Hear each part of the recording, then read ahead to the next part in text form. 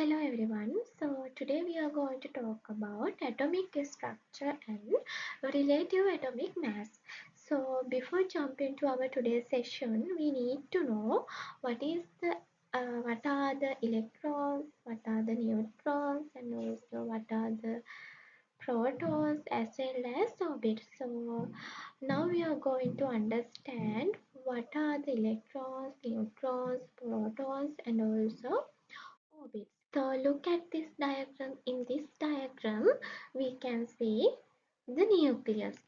Inside the nucleus, we have protons and also neutrons.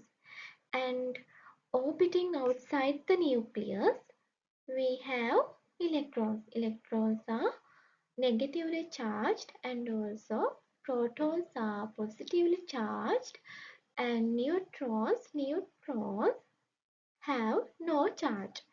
So, why atomic structure is most important? Because some properties of solid materials depend on atomic nature and its arrangement. It means whether a material is strong, flexible, or conduct electricity, it directly depends on how its atoms are built and arranged. So, the question is how atoms are made. An atom is basically made of two types of component. What are those? Atom is made from nucleus and also electrons. So we can see electrons are negatively charged, protons are positively charged, and also neutrons has no electric charge. Here in this diagram we can see we have nucleus. Inside this nucleus we have neutrons and also protons. In outer orbits we have negatively charged electrons. So how do we identify atomic number? It's just like every student has an identification number. So every atom has an atomic number. So in this symbol it called as atomic number. So what is the atomic number? Atomic number is the count of protons and mass number is equal to number of proton plus number of neutrons. Here we can see this is the atomic symbol. So what is the atomic symbol? Atomic symbol is, we can say it's just the short name of the element. For an example, C for carbon or for oxygen, like that. So if it is, this is the atomic number. Atomic number is count of protons. Count of protons. And mass number. Mass number is equal to proton plus neutrons. Mass number is proton plus neutrons. So what about isotopes? Isotopes are atoms of the same element with the same number of protons, but one has extra neutrons, making it a bit heavier. Look, look at this. Look at these carbon isotopes. Here, both are carbon isotopes, carbon atom, because both have 6 protons. However, however, these carbon isotopes have extra one neutron in its nucleus, making it mass number 13 in, instead of 12.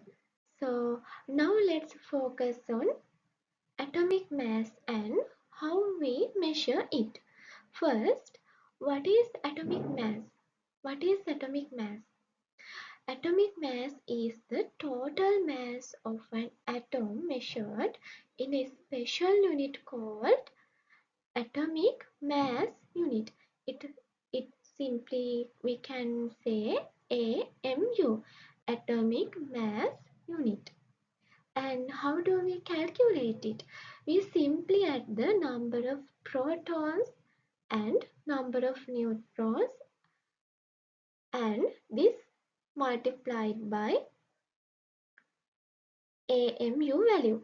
So we can find atomic mass by using this formula. And what is atomic mass unit? It is mass exactly equal to 1/12 of the mass of one carbon 12 atom. Okay, now we have a sample problem. First, read this question. Oxygen is the most abundant element both in the earth crust and in the human body. The atomic masses of its three stable isotopes are given like this. This is first isotope, this is second oxygen isotopes, and also this is third oxygen isotopes. And also here it give AMU values also respectively. So calculate the average atomic mass of oxygen using relative abundances and given data. So we know how atomic mass is data. So we can calculate the average atomic masses using this formula. And here using this formula we can put oxygen 1 isotope, 2 isotopes, 3 isotopes, and we can assign the values for that and divide it by 100. Then we can get the average atomic mass value as 15.999 AMU. So that brings us end of today's session. Thank you for watching.